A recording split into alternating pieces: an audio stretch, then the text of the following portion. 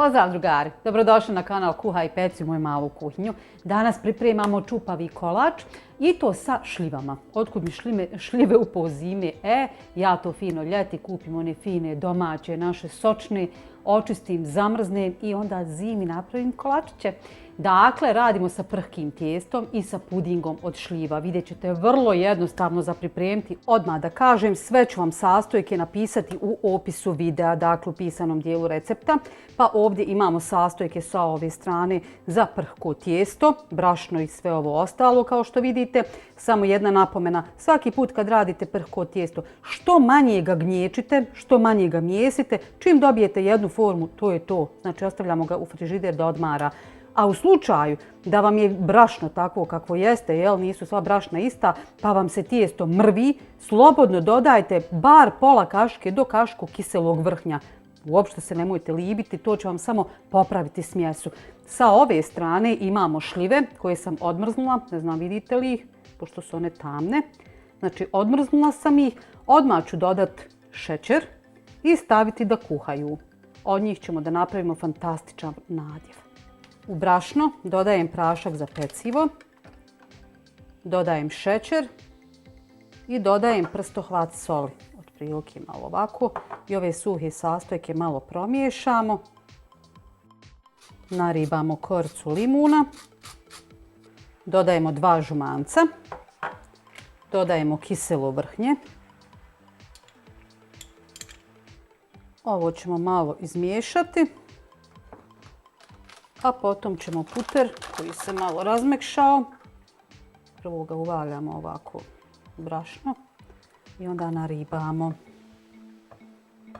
Nakon što smo naribali puter, sada ćemo da zamijesimo tijesto.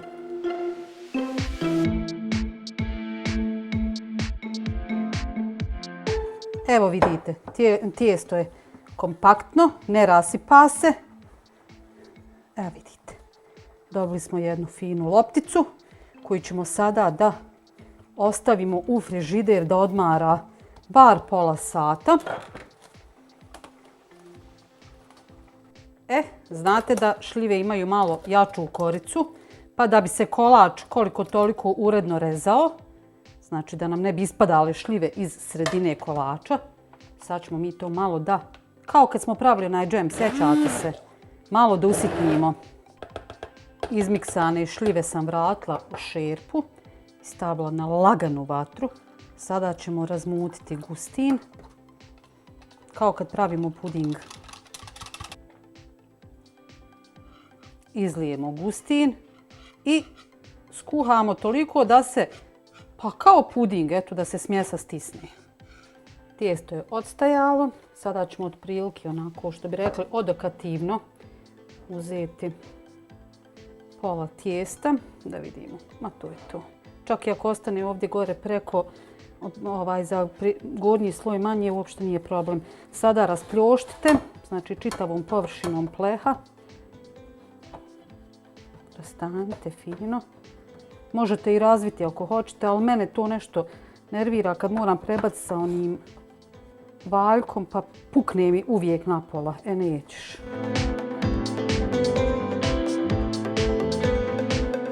Nakon što smo tijesto poravnjali, upalila sam marernu da se dobro zagrije. Sada samo blago, nemojte skroz dole do dna.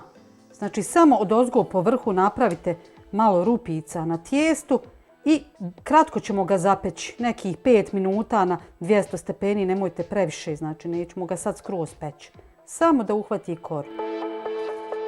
Donje tijesto je napola pečeno, još je jako mekano. Ovo sam uspjela razviti, a kako ćemo ga prebaciti vidjet ćemo. Ako pukne, samo ću ga fino naribati odozgo jer svakako je prhko, tako da kako god se ispeče ono će biti lijepo. Sada ovaj naš premaz nanosimo sa šljivama i gustinom. Vidite kako se fino šljive izmiksale. Evo ja to pokušavam ucicati da mi bude otprilike, malo mi je topla ova tepsija, znači te nekako dužine i širine, pa i ako bude kratko, nema veze nikakve. Sada ovo treba prebaciti ovamo, tu sa srećom da nam se ne bi zalijepilo za ovaj hepek, mužomlat. Polako odlijepite, nigdje ne žurte i nemojte da se nervirate ako slučajno popuca, nije mi jednom popucalo. Znači slobodno ovako namotajte, imate brašno, neće se zalijepiti. Evo vidite, ovaj donji je pukao, previše sam pritisnula.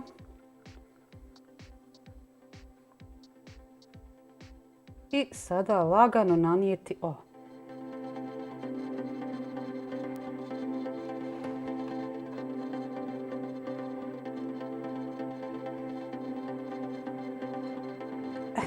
Tako. Slobodno ga. Evo ovako.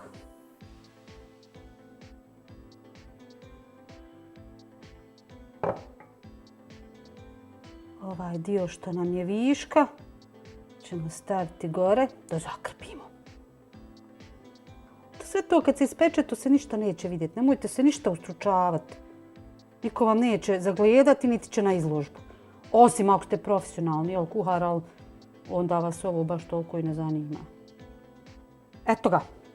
Sada ovo vraćamo u šporet da se peče. Samo ovo očistite da vam ne bi gorilo. I evo ga, naš čupavi kolačić je gotov. Treba ga dobro ohladiti. Nemojte misliti ako je ovako mekano pod prstom da nije pečeno ili što nije dobilo boju. Prhki kolač je najbolji kad ima ovako, kad zadrži u stvari svoju boju. Čim počne, evo vidite malo po ovim rubovima da rumeniji, vadite odmah iz revne, to je gotovo. Ja sam pekla ukupno 20 minuta, sad, znači nakon što sam dodala drugu koru, jel, onu prvu ni ne računamo. Nakon što se dobro ohladi, onda ćemo ukloniti kalup i posuti odozgo šećerom. Tako da nemojte da vas buni što imaju ovako ove gute. Samo vi napravite onako da to valja, da je to ukusno, a mi ćemo ovo zagladiti.